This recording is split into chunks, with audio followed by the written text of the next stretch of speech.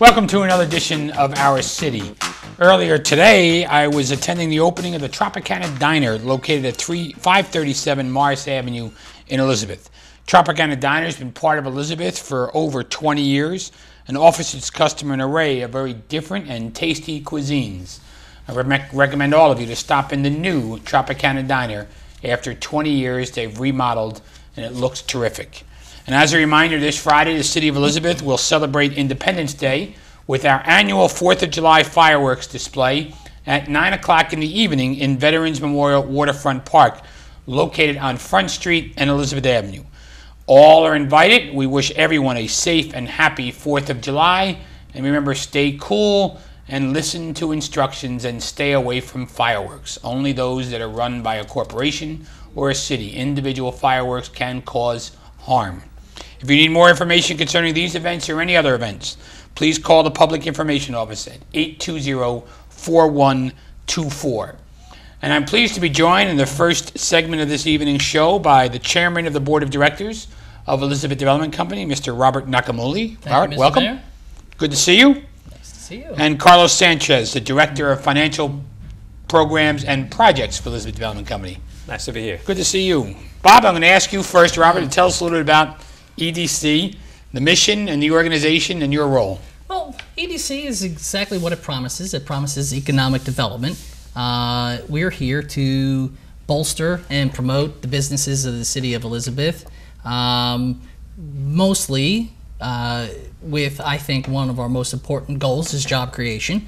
And in order for those businesses to thrive, we provide a variety of programs, including low-interest loans, grants, tutelage in business and business opportunities, so that the entities that chose City as their home can prosper. Now, you are a businessman in the city. Maybe you could tell us a little bit about yourself as well and why you got so involved, because you don't get paid anything to be No, the EDC you certainly chairman. don't. No, the EDC chairman is while might be thought of as a thankless job, it is certainly not. It's been a wonderful opportunity. I mean, we have a great staff. We accomplished wonderful things. I have an engineering business myself, and my family is also has a real estate business that has operated in Elizabeth since late 70s. I consider Elizabeth my adoptive home. I've chosen to make my residence here after many a long year, and the excitement, the camaraderie, the friendships I've gained in my experience here have made me want to make this city the vision that you have created and have promoted. I didn't know you were living here. You moved in, Yes, huh? I am. Oh. I'm Westfield Avenue resident now. Because you were on the school board out in your former home. I had to give up the country living. I couldn't take it anymore. I much prefer this environment. We welcome new residents Thank to our you. city. It's a little more diverse. It's a little more exciting. Okay, it's downright not dull. So That's true. Good for you. Carlos, you're the Director of Financial Programs for EDC.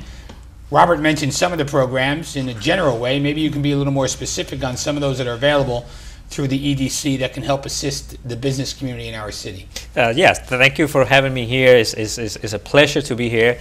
Like Robert said, Elizabeth Development Company, we have many different programs that will assist any type of business in the City of Elizabeth, being a small business, medium to large business, being a business that is looking to start up for the first time in the City of Elizabeth, or any business that wants to relocate to the City of Elizabeth. As Robert mentioned, what we focus is economic development. You know, what can we do for this business to allow them to create new jobs and retain jobs for the city, for the residents of the City of Elizabeth. So we have many different programs, and I'm happy to say that we are probably the only entity in the Union County that has grant programs for startup operations or any businesses in the city. We have grants ranging from $1,000 for a sign grant that we can provide to the businesses, to $6,000 for facade grants to make sure that they improve the storefronts of for the businesses to allow more clients to come in, and then we have low interest rate loans ranging from $1,000, and we can go up to $500,000 depending on what the project entails. This past year, Mayor, I just like to echo, we had a tremendous year where we were able to fund 13 different projects to the tune of about $1.9 million, which it doesn't sound like a lot of money, but that $1.9 million leveraged over $38 million in economic development for the city of Elizabeth. And those 13 projects will be able to create over 273 new jobs coming to the city. So that's really what we focus on, and some of the programs that we have.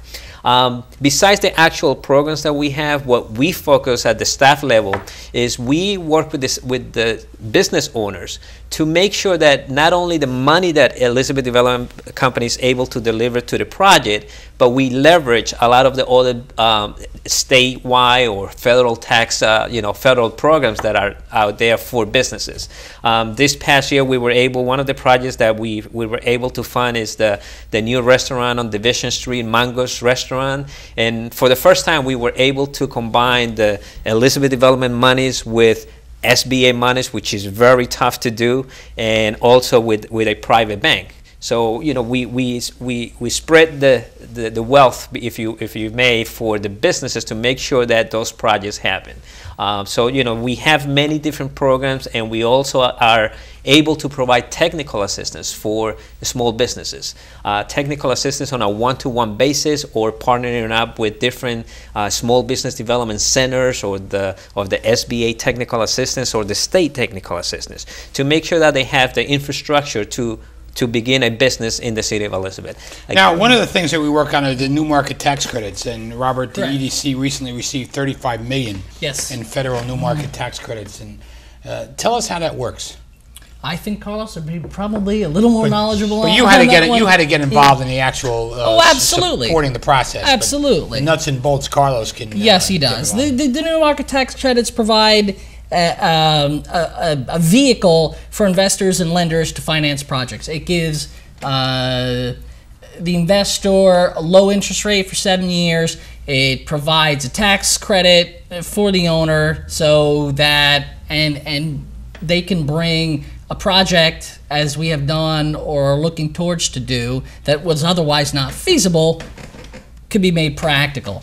And we've seen this on the Atlanta project. I'm sorry. The Atlanta project we just cut the ribbon on. Yes, end of May. Oh, we broke ground, actually. We broke ground. They're going to do it. How much of the tax credits are they getting? We actually, EDC actually received a total of $35 million in new market tax credit. Needless to say, that's a very competitive process, and we were very happy to be able to receive in the first time, actually the second time we apply, a $10 million allocation.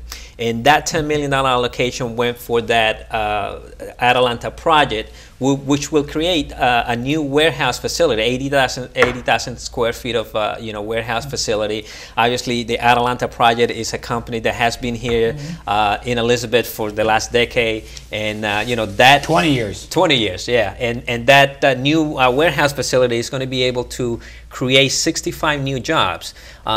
And the beauty of this new market tax credit is that we were able to not only provide $10 million of EDC new market tax credit dollars, but we were also to combine that with the state's new market tax credit dollars. So a total project of about $20 million, over $17 million in new market tax credit going into this project. And that's very exciting for us, because again, that was the first $10 million that we were able to receive from the federal government, and also disperse right into a project that is going to be dynamic for that area of Elizabeth. You want to jump in here, Robert?